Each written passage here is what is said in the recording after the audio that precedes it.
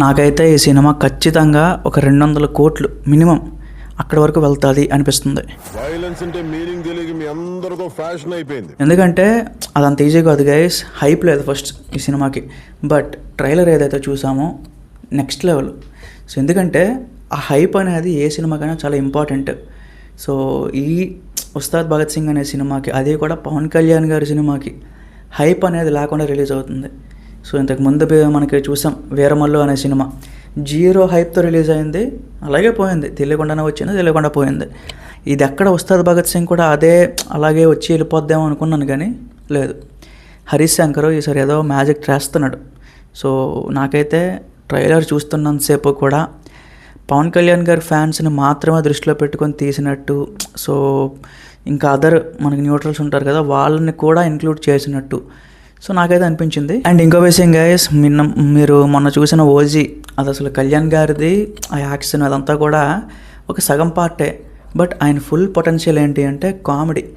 తమ్ముడు అనే సినిమా అంత పెద్ద హిట్ అయింది అంటే సీరియస్గా ఉండేది చాలా తక్కువ ఉంటుంది సినిమాలో. బట్ వాళ్ళ ఫాదర్తో వచ్చే కామెడీ సీన్స్ ఇవన్నీ కూడా ఎంత బాగా ఫన్ ఉంటుందంటే అంత బాగుంటుంది.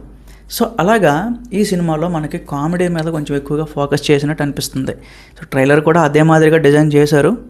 It's okay. మనమాట శ్రీలీల పవన్ కళ్యాణ్ గారి కాంబినేషన్ చూడడానికి ఏమో అంతగా నాకు సెట్ అవ్వట్లేదు, పర్సనల్ ఒపీనియన్. మరి రాశి కన్నా ఆయనది.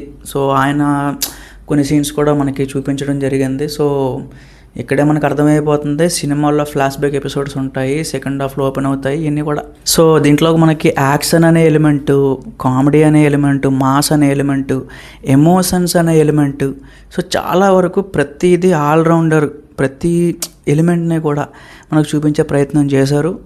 కళ్యాణ్ గారిది నేనైతే చాలా బాగా నచ్చింది నాకు. ఆయన ఈ ఒక్క సీన్ పెడతాను చూడండి, ఇదైతే నాకు చాలా బాగా నచ్చింది. ఈవెన్ హేటర్స్ కూడా ఈ ట్రైలర్ చూసి మ్యాక్సిమం ఉస్తాద్ భగత్ సింగ్ సినిమాకి టికెట్స్ బుక్ చేసుకుంటారు అని అనిపిస్తుంది నాకైతే. సింపుల్ గైస్, ఇప్పుడు అంత పెద్ద మాస్ హీరోకి, అంత పెద్ద స్టార్ హీరోకి, డిప్యూటీ సీఎం ఆయనకి ప్రమోషన్స్ ఇవన్నీ అవసరం లేదు. సో సినిమాకి హైప్ ఆటోమేటిక్గా వస్తుంది. ఇలాంటి ట్రైలర్స్ వచ్చినప్పుడు ఇంకా ఫాస్ట్గా వస్తుంది. హరీష్ శంకర్, ఒక మిస్టర్ బచ్చన్, దువ్వాడ జగన్నాథం, రామయ్య వస్తావయ్య, ఇలాంటి ఒక భారీ రాడ్ల తర్వాత అంత చరిత్ర ఉన్నా సరే ఈ సినిమాలో అదేం రిపీట్ చేయకుండా ఎలా చూపించాలో, ఫ్యాన్స్కి ఏం కావాలో అలా చూపించడానికి ట్రై చేశాడు అని చెప్పగలను. సో నాకైతే అలా అనిపించింది. మీకేమనిపించింది కామెంట్ చేయండి.